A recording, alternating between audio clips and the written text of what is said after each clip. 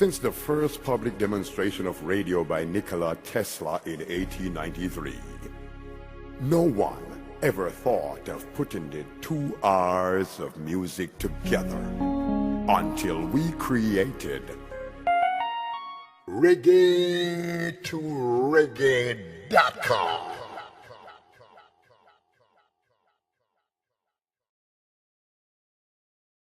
Oh my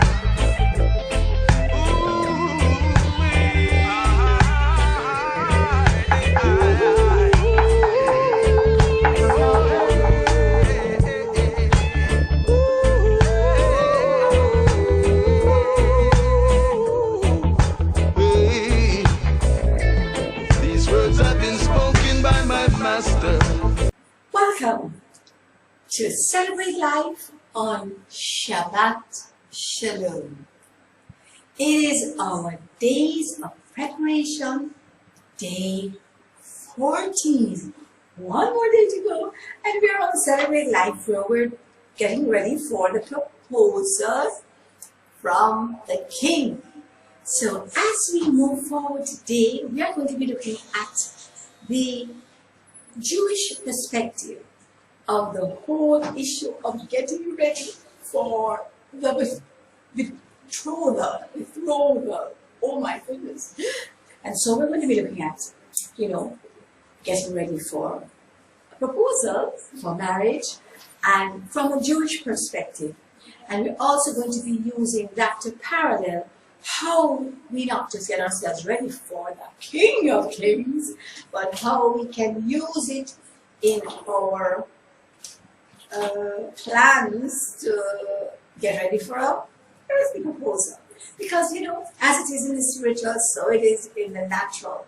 And so we have to use always spiritual principles to get us ready for the things in the natural. Because remember, everything happens in the spiritual, and then it comes down through the psychological into the physical realm. And that is when we actually see and feel and are able to be a part of it. So, today we are on day 14 of our days of preparation.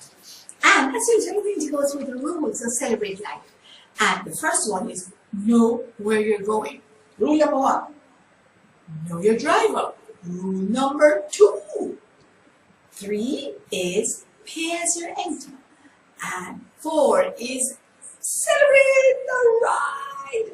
And it is so important for us to understand that we cannot celebrate the ride unless we are ready. Because if we don't do steps number 1, 2, and 3, then we won't be ready to do step number 4. In fact, we cannot celebrate and enjoy the ride unless we have done the first 3 steps. So let's look at the first 3 steps. And we're going to start by the first one. Where are we going? We are preparing ourselves to be ready for marriage. Marriage to the King of Kings as a bride of Christ, or marriage on a physical level. As I was doing my preparation for this, I looked at so many views on marriage. And I just wanted to share 2, which I found were very significant. And these are the 2 views on marriage. 1, first, this is from some males, M-A-L-E-S, as in man. Right, okay. Why buy the whole cow when you can get the milk for free? I'm sure you've all heard that. And it is a concept that, why should you make this contract of marriage when you can get the produce or some of the benefits of owning a cow without actually buying the cow? In fact, you can steal the milk. And a lot of people are into stealing the milk instead of buying the cow to get the milk. And so they use it as a concept of of staying out of marriage and not wanting to go there and to make the commitment and do the contract and stuff like that. Trying this new hairstyle, I'm not sure if I like it at all. But anyway, I'm going to live with it until the end of the program at least. So here we have that particular view, which is very often by males. You don't sort of find that view from females at all. So it's not a view that is corroborated by the study that we're going to do, which is from the Jewish perspective, nor is it corroborated from this book, because this book has all the great views about how to be successful, and we're going to go through a lot of those while we are on this program today.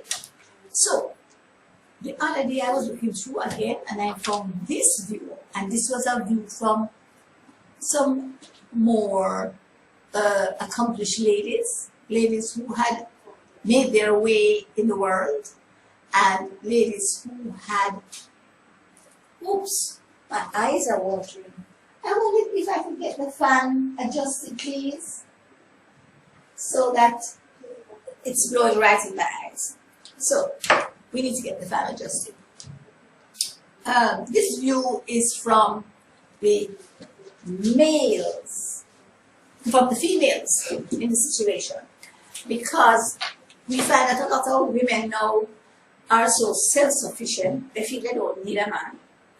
And, you know, sometimes they think that the marriage situation is not one where they are benefiting. They feel like they're not recipients of the best of everything. And so I heard this one from the lady. She says she moved from the animal of the cow, and she decided to use another animal, one that is not so clean, the pig. Why buy a whole pig just to get a little sausage? These thoughts show the essence of many attitudes towards marriage. This man's objective is gratifying. This is a man who wanted the free milk and never wanted to marry a cow. This man's objective is the gratifying of his desire for fulfillment, a basic need of his ego, satisfying of his ego. My want, my wife, and everything about his new possession that really enhances his sense of self, his accomplishments, his attainments, his prowess, the thing that makes him a man. You know, a lot of times this is what happens when it comes to the males. But one of the things is that the female, on the other hand, has a very similar view. You know, but from a totally different perspective. You know, if she honors and respects him, cares for him and his offspring, his home and his other possessions, and is responsible for the domestic side of things, like his food, his clothing, and if possible, his shelter and the care thereof. Now, this is how a lot of males view a wife or a partner. Okay, one way. On the other hand, this particular woman who did not think it was necessary to buy the whole pig just to get a little sausage, she recognizes that in exchange for having to put up with living with a pig, its growth, its insensitivity, its lack of finesse, and the constant cleaning of the sty is definitely not fair exchange for a little sausage. Clearly, the above attitudes, however widespread, are a far cry from the purpose and intention of this wonderful institute of marriage. For that is indeed what it is, an institute, an advanced training program that is meant to develop and to support the best in each other as we learn to lovingly appreciate, embrace, and celebrate the differences. The differences that are meant to supply what I lack. And for those things that I cannot get vicariously, but need to develop, I just work at developing them. The interaction with my spouse will definitely provide ample opportunity to learn the things that I need to be. And so I have unprecedented power to make those changes and adjustments, to come to the place where I develop into be the person I need to be, to attract and sustain a happy, healthy relationship. Now I had to read that because it was so succinct in communicating exactly what I got as a download. Remember, yesterday we were talking about downloads, right? So I need to become the person I need to be able to attract and sustain a happy, healthy relationship. And this is not just about marriage. It is about any relationship, because the relationship is an exchange. And if we are going to exchange what we have with what the other person has to offer, then we need to develop those characteristics so that we have something to offer. Because, you know, a lot of people think that marriage is an exchange where you exchange the bad of the other person for the good of you. It's an exchange where you exchange the good of you for the good of for them. And so you learn from, embrace, and let it be a part of your total growth. Because indeed it is an institute. I said about it being an institute. That means that it's an institution of training, what we call real education, that comes out of the incidences of our lifestyle, where we learn from every interaction that we have, and also where we grow through these interactions. So it's not a matter of learning up here, but it's a matter of making those adjustments that we need to make in order to grow and become who we were created to be.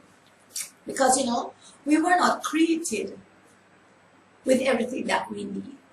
We were created to be part of a group, a community, a family, and each one supplies different aspects of our lifestyles and the things that we absolutely need in order to make our transition what it should be. Okay, so celebrating the differences. You know, we did a program on that. I don't know if you remember it at all, but we are going to go forward. And I have passed my break time, so come back. Oh my.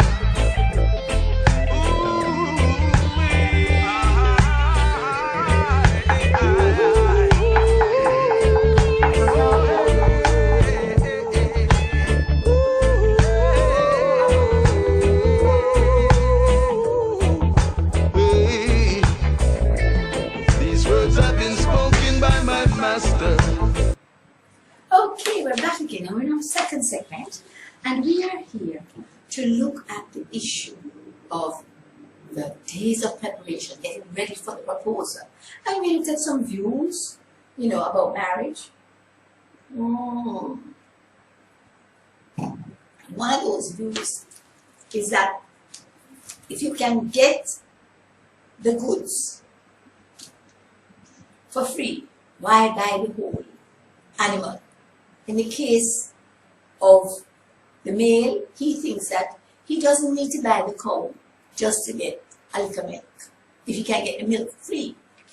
In the case of the female, she thinks that she does not have to buy the pig in order to get a little sausage. So one of the things is that we need to look at what are we exchanging and what do we want out of the marriage relationship. Because if all we want is a little milk for the man and a little sausage for the lady, then you really don't need to get married. Because that alone cannot satisfy you. We need to look at the thing in a holistic way. How are we going to get this holistic view? From the operations manual.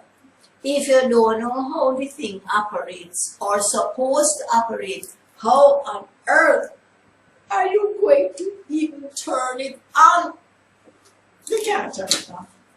You need to know which button to turn it on. You need to know how to get it to run fast or run slow. It's like a washing machine, or a dishwasher, or whatever, a polisher.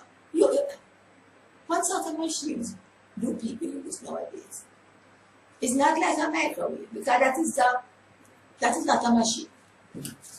That is a monstrosity. So we're talking about things that are created by the master creator with all the instructions here. Things that have life, not things that are here to give death. Right?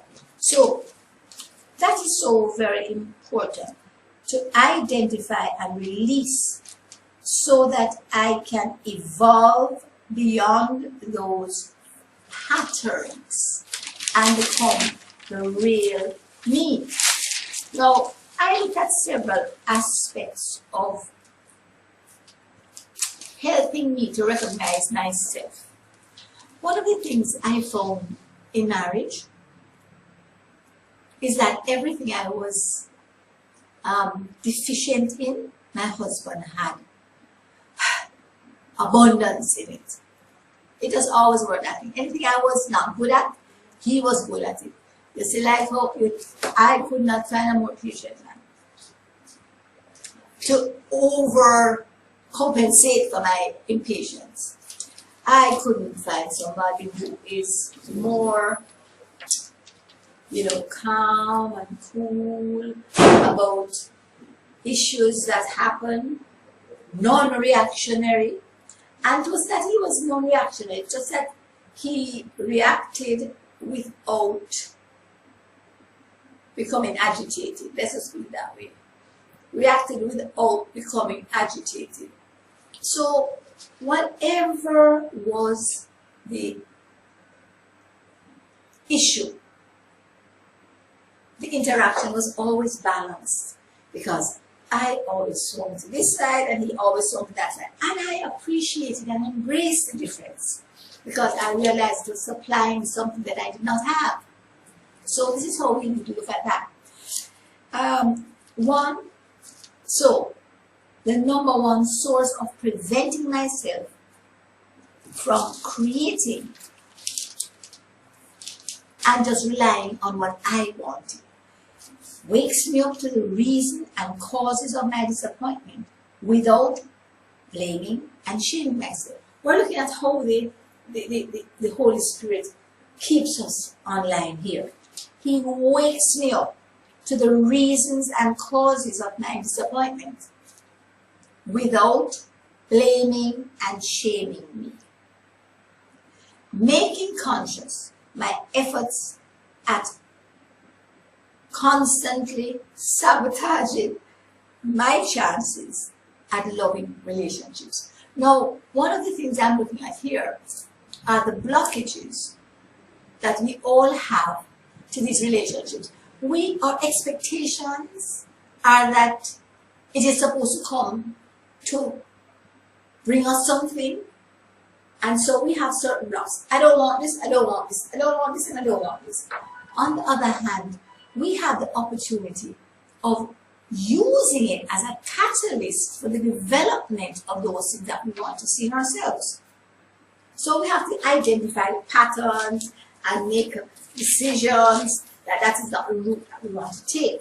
So what I wanted to do, and I'm going to do that in the third segment, but before I get there, I want to look at know who your driver is. The first segment was know where you're going. The second segment is know who your driver is. And so we need to look at the purpose, the sanctity of marriage.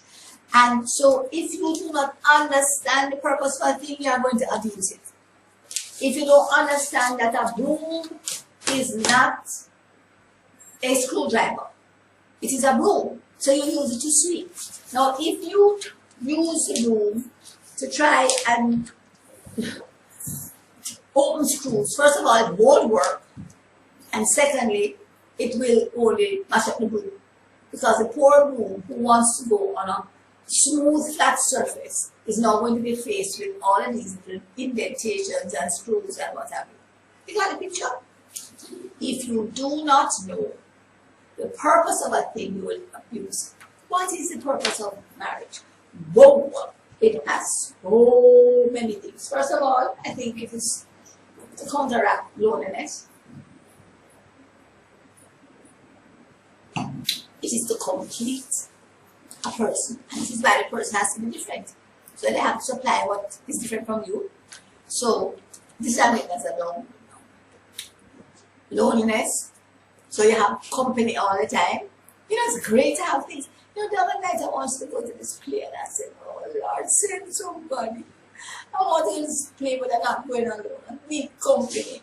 And pops, he sent somebody. Yes, and that was wonderful. And then you want to complete, so that the person needs to be different. You have to have things in common, but they need to be different so that he can supply what each joint needs to supply in a whole.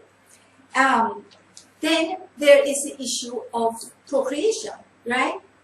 You have to have children. So no, you know, you can't do Steve and Deep, right? You have to do male and female, right? So that you can have children, okay? So you don't have to do all this artificial insemination as some of my gay friends are doing, you know. Some of my lesbian friends, they have that done so that they can have children. But, you know, all of that is a, you know, abomination, right? So, moving right along, I hope I'll still be out here after my commentary. There, it's all about what this has to say, right? It has to do with once a vow is taken, it's so important to understand the changes that take place. Because if you make a vow and you didn't intend to keep the vow, you have made the vow. So it changes a lot of stuff. Even if you weren't totally enamored with the idea of getting there, having made the vow, it makes such a difference. You know, one of the things that always engages me, persons who start off in a marriage on a bad footing for whatever reason, and I'm not going to go into the reasons, and did not want to continue it. Any one of those couples who decide to make what we call a commitment to working at this are going to have the production of a promise. And I'm going to explain that. If you are in any kind of relationship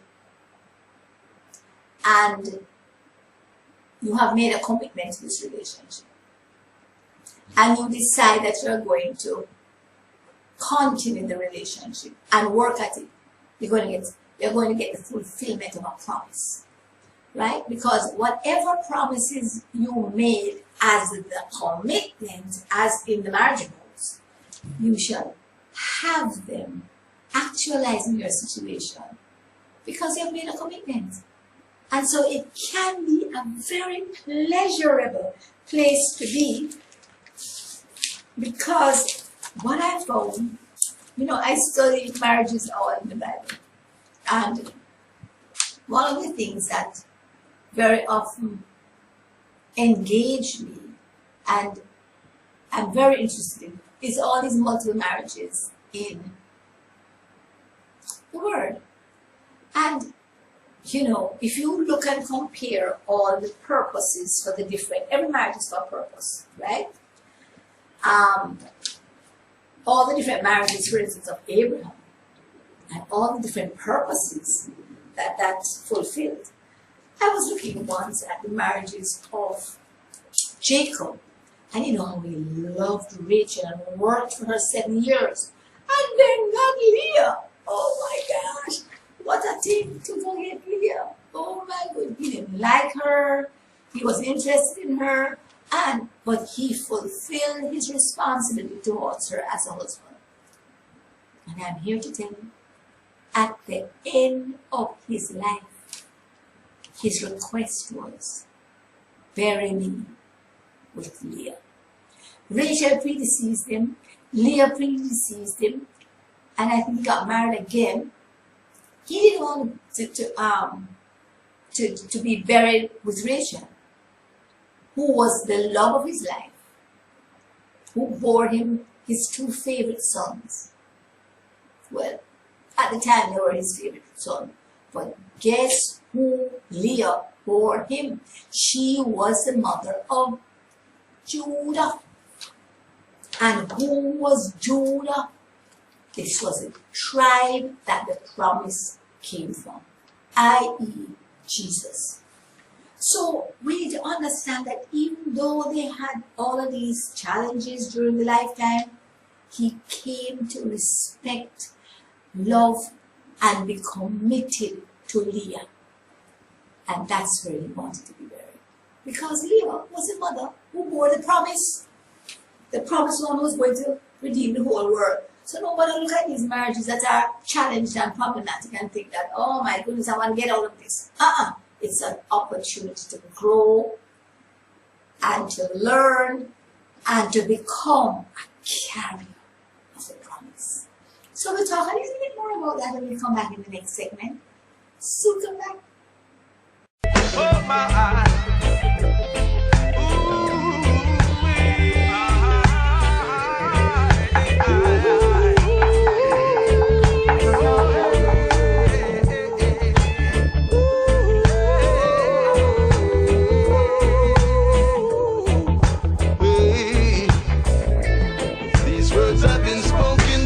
master, they will come to pass. With all this injustice, this world could never last. Oh, somehow I know things have got to change. So keep it tuned to reggae2reggae.com. And we'll have more for you. Keep it locked. Oh my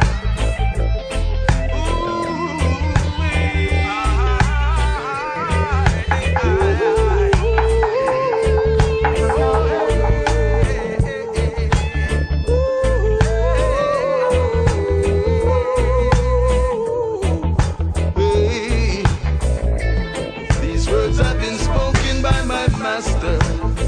They will come to pass.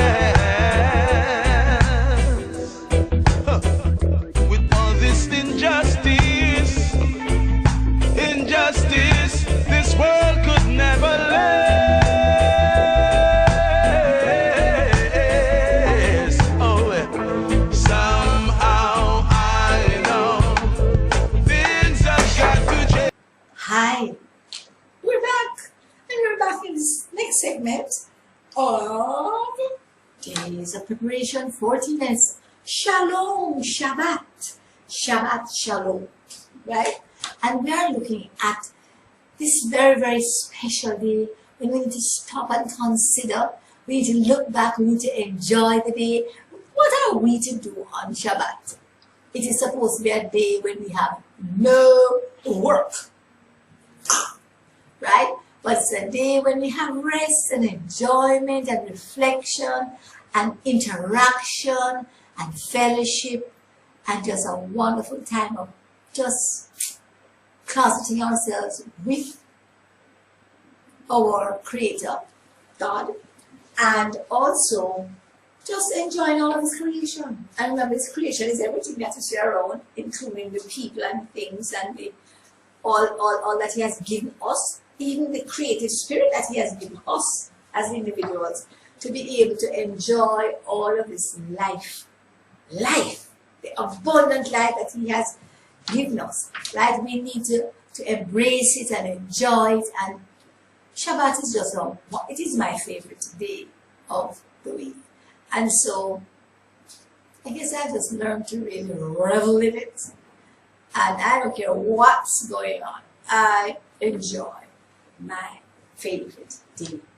It's a day when you're just about exchanging God's goodness with each other. And it doesn't matter what you choose to do, as directed by the Spirit of God. And there's nothing that you cannot do on a Sabbath. There are things that you should not plan to do, but nothing that you cannot do. Let it not be a time of restriction, but let it be a time of freedom and just allowing us to enjoy the goodness of God. That's really it. So we're looking at marriage today, and we looked at some views towards marriage, both the cow and the milk, the pig and the sausage. And then we looked at some of the purposes for marriage. You know, having children, having companionship, learning from each other, growing through our interrelationships with each other. But most importantly, do you know what it is about?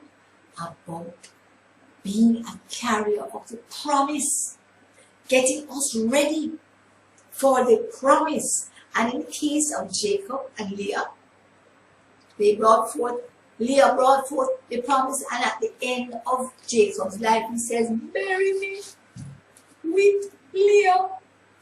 Can you imagine? That after all of this, he wanted to be buried with Leah, the one who was tender-eyed, the one who he was so angry at having been tricked into marrying. But guess what? It doesn't matter how it comes about. You need to remember that when you make a commitment, however it is made, even after trickery, and you stick to it, your Creator will give you the ability to carry through with grace. So a lot of people try and change. I know so many persons who have divorced their partners because they feel that they did not have full disclosure, and they say any marriage based on deceit is not a real marriage. I am here to tell you that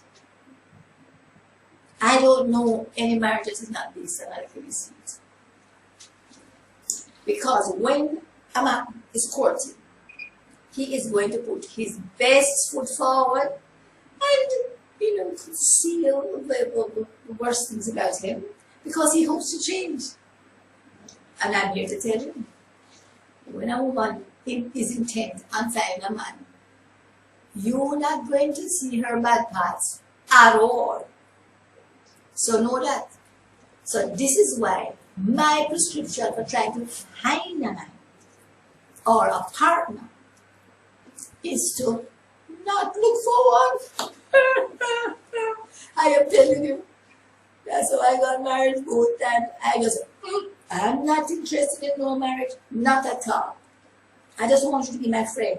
And I'm here to tell you, on both occasions, because you are being your real self and exposing your real self, then both parties know exactly what they are, and they learn to appreciate each other for who they are long before there is any intimacy or long before there is any idea of having this relationship become a marriage. So this is one of the hints that I'm giving you. If you want to have a successful marriage every time, then make sure that this person becomes your friend. And you're not interested in marriage initially. You want to get married? Don't look for marriage. Best way to get it. So here we are looking at not just the intent for marriage, but we're looking at what do we need to do. Prepare ourselves to be the sort of person that we would like to marry. The characteristics that we would like to have and see in others. And not only prepare yourself to have those characteristics, and it doesn't mean that you want to work it out the same way. For instance, things like integrity, things like honesty, things like having a positive outlook, things like knowing the Word of God, things like being faithful, things like believing what God says. You know, all of those are characteristics that we need to develop. Because whether we marry or we don't get married, it will serve us in good stead. It will serve us to be able to embrace our lives in order to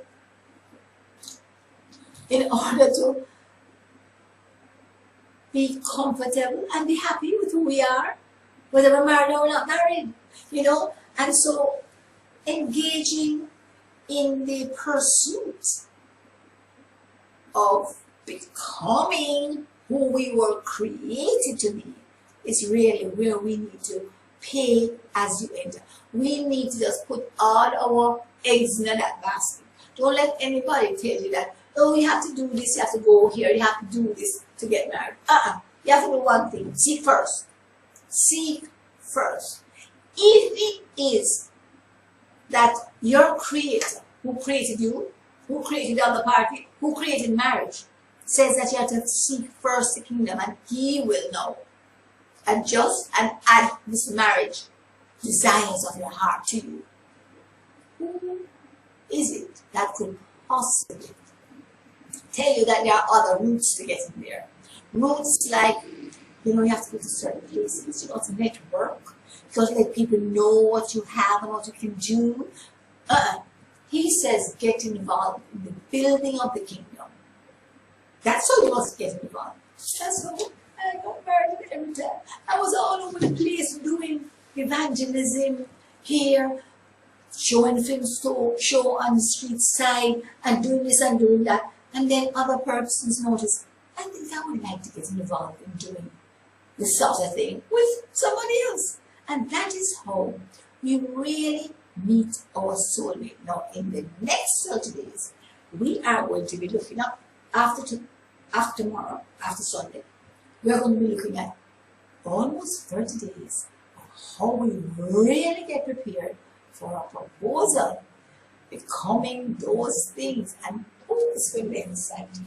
So, I want to just look as we go through this section at the steps in actually looking at the Jewish marriage, because that sort of gives us a very, very clear picture of how the whole thing goes. And I'm just going to give you the steps going down 1, 2, 3, 4, 5, 6, 7, 8, 9, 10, and then in the last segment, then we will look at them in a little more detail. 1.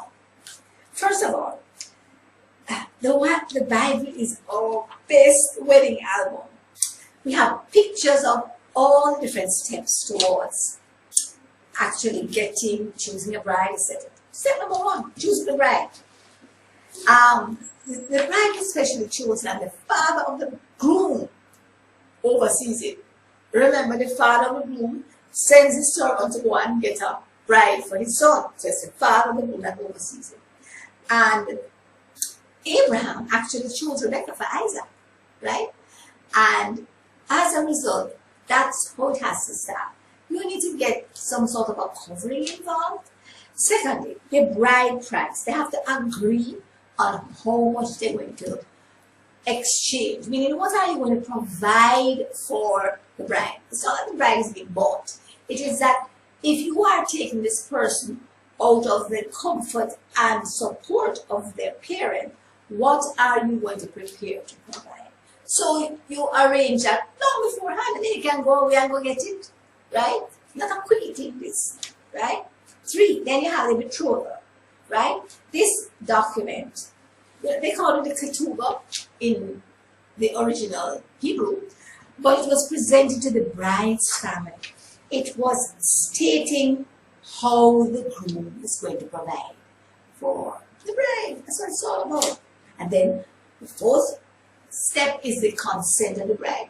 I bet you never knew that. The bride has to consent. You remember in both the biblical ones that are very popular, the one about Isaac and the other one about Jacob, Esau, right? Jacob. Then you found where she had to consent. She had to, because she knows how the runnings go. You know, she has to decide if this is who she wants to get involved in, because it wasn't the actual person. You know, so it's not a matter of what you see with your eyes, but the whole presentation of the person through their emissary or servant. That is how the decision was made, please. So the bride has to consent or the wedding cannot go on. Okay. So the next segment is the cup. Both of them, the bride and the groom, have to share a cup together to seal the deal. And then we have gifts for the bride. The groom would leave the bride a gift to remember him by, because he's gone to Novoko prepare the place that they're going to stay. And that gift is a sort of a seal the deal, in that you need to remember that here it is now, you have been spoken for, and so you can't go on and entertain nobody else now. Okay, so that's what the gift is all about. Then you have the baptism. The bride would have to have a ritual immersion prior to the actual marriage. And then you have the bridegroom departing, and he leaves the bride and goes to his father's house to prepare a room. It's usually a place where they're going to consummate this marriage. And then during that time, the bride consecrates herself. She separates herself from any other relationships, you know, and of course the Song of Solomon tells us a lot about that. The bride is not to stray while the groom is away, right? And then the groom returns, usually at midnight, believe you me, that's when the groom usually returns in the Jewish tradition, right? And he doesn't come quietly, he comes with a whole heap of fanfare and trumpets, right? Because usually, you know the story of the foolish and the other virgins, where they are wondering, oh my goodness, what happened here? And oops, time to go. One more break here. And I am so excited about this, I almost went over time.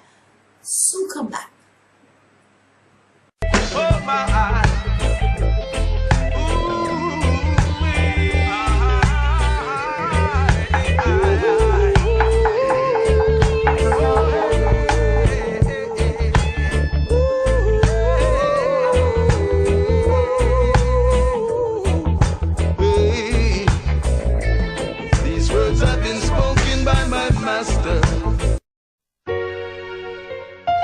On reggae2reggae.com, we encourage our listeners with an inclusive, intelligent, and innovative alternative media experience.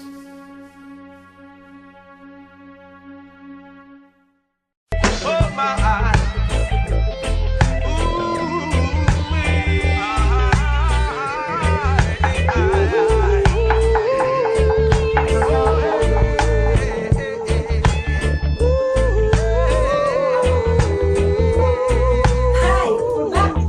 And so I just finished my carrot juice. It was carrot juice today.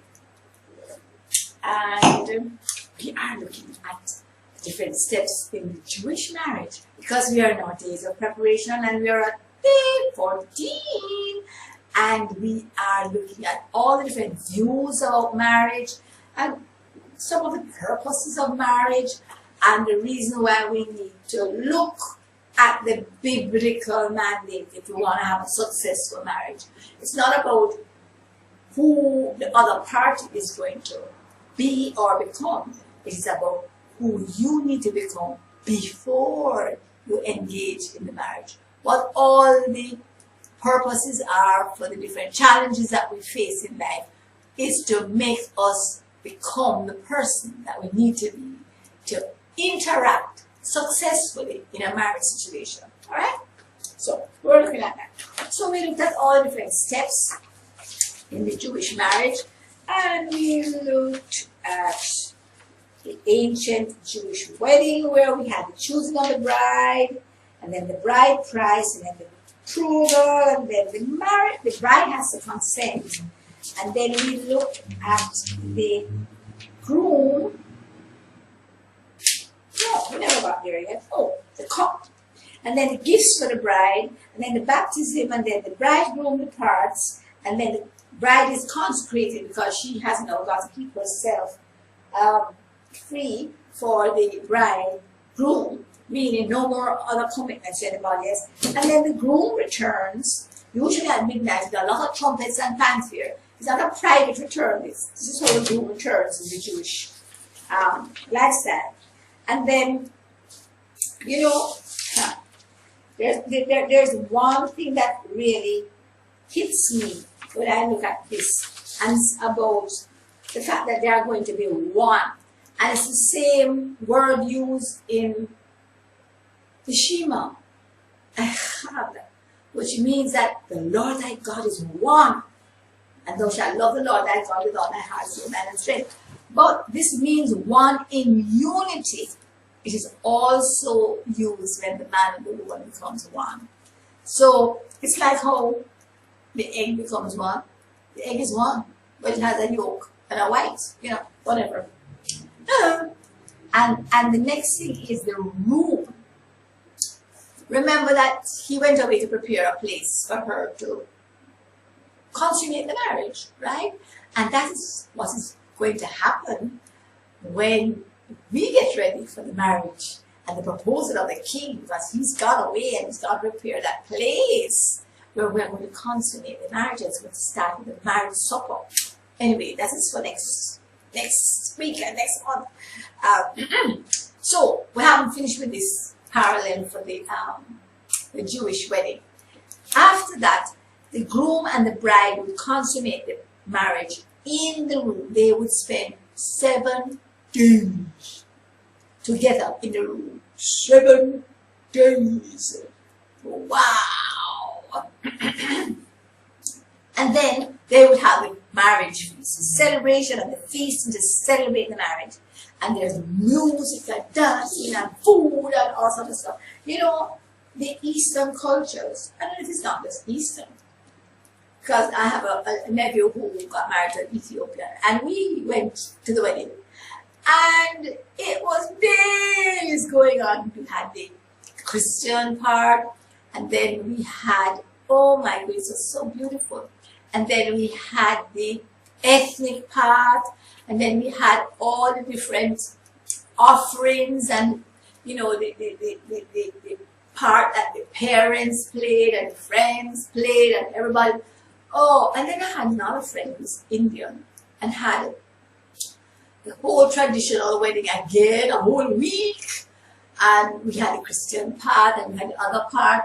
And you know, one of the things I really appreciated about those is that we need to maintain and retain our ethnicity and our national and cultural differences when we embrace Christianity. We can't just say, okay, along with Christianity, we are going to embrace the culture of whoever evangelized us. Please, I am still who I am. as a Christian. And we need to be able to understand and celebrate our cultural differences, because it is only as we do that that we can really enjoy the process of just living, the journey of life. For me, it has been so exciting as I have just come a little past halfway mark at 64, as I approach 65. I think I've gone over about 5 years from the halfway mark. So as I look forward to at least another 50 years, I need to put in place those things that will help me to enjoy the rest of the ride. Okay, so anybody coming along with me, make sure you're healthy, you're wealthy, and you're using your time for the advancement of the kingdom of God. That is it. Farming up for long life and good health, for vision and everything. Right. So, we have the marriage feast, the celebration, and the feasting as we do the marriage supper of the Lamb. Right. So, we need to invite as many people as we can to be a part of this big celebration. And that's what evangelism is all about. That's what telling other persons and so enjoying your part, your journey, so that others say, boy, I don't love living my life like that. I would love to live my life like that. And this can only be possible when we embrace every interaction, every occasion, every issue, every challenge, every difference, so that we can recognize its contribution to making us whole and to making us happy. Because I'm here to tell you, the essence of abundant life is not money or things. It is the experiences and the exposure to all the joys and sorrows of life, so that we can overcome them, so that we can put them in their real perspective, so that we can learn and grow from them, so that we can really embrace and enjoy all the parts, the good parts and the bad parts, because the bad parts are the best growing experiences, the best, and it's through what we consider to be the negative experiences of life that we grow by leaps and bounds. You don't grow by leaps and bounds without a challenge, because if you do not have a challenge, how do you develop the ability to push through? How do you develop the ability to come up with ideas to get over and around and through and above those challenges that you face? So it's important to embrace them when they come. Count it all joy when you fall into diverse temptations, because they are there to work out patience and growth and goodness. I love it, right? So join me along the way, man, because I don't see why we should grin and bear it as we go along. Grinning and bearing is a choice. It's a choice that we all have to make. Or that we, no, not have to make. It's a choice that we all make. Because you cannot not make a choice. Once you're alive, just like once there's life, there's hope. Once there's life, there's choice. And guess what? You make choices every day, whether they are made passively or actively. If you say do nothing, you have made a choice to do nothing, right? So we need to understand that we are always making choices and we are always responding and reacting to whatever is happening around us, even if it is a passive choice. So, analysis of the facts is a very, very important way to approach whatever is there, whatever is happening, whatever has happened, whatever is going to happen, recognizing that it can all work together for our good if we have the right attitude. And I want to invite you and remind you of an upcoming program that we're having calling The Way Forward for Jamaica. It's going to be night talk, and we're going to be looking at different ways of how we can advance as a country, as a people, as we were created to advance. So keep tuned, and we will soon have something for you so that you can be a part of this great movement, this great exchange which is coming on the world. Let me tell you something. Every time there is more and more potential stress in any situation, it increases the potential for growth, for advancement, for knowledge, and for opportunities. So I want to encourage you all to grasp, embrace these opportunities that face us, even as we look at the challenges that face us. But let us remember that the hotter the battle, the sweeter the victory. So it is ta-ta from celebratinglife.me on Shabbat Shalom, our day 40 of preparation. And join us tomorrow when it's the Lord's Day, and we will be ready and going ahead wonderfully for day number 50, the last day of preparation, until we launch into the days of the King's proposal. So, see you tomorrow, same time, same place, as we look at the last day of preparation for the proposal of the King. Bye-bye. Until the Lord's Day.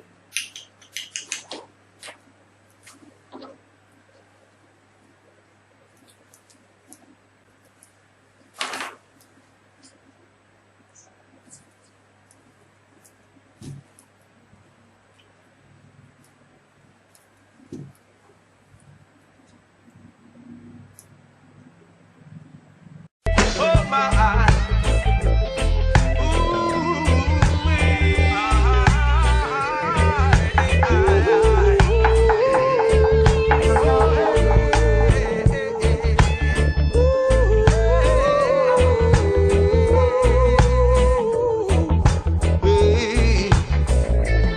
these words have been spoken by my master. They will come to pass. With all this injustice, this world could never last. Oh, somehow I know things have got to change.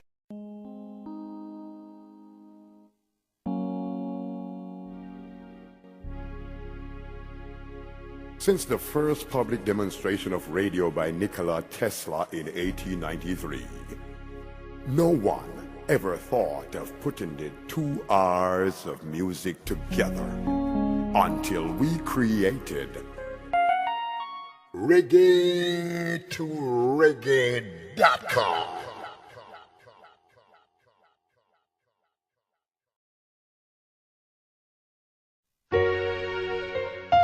On reggae2reggae.com, we encourage our listeners with an inclusive, intelligent, and innovative alternative media experience.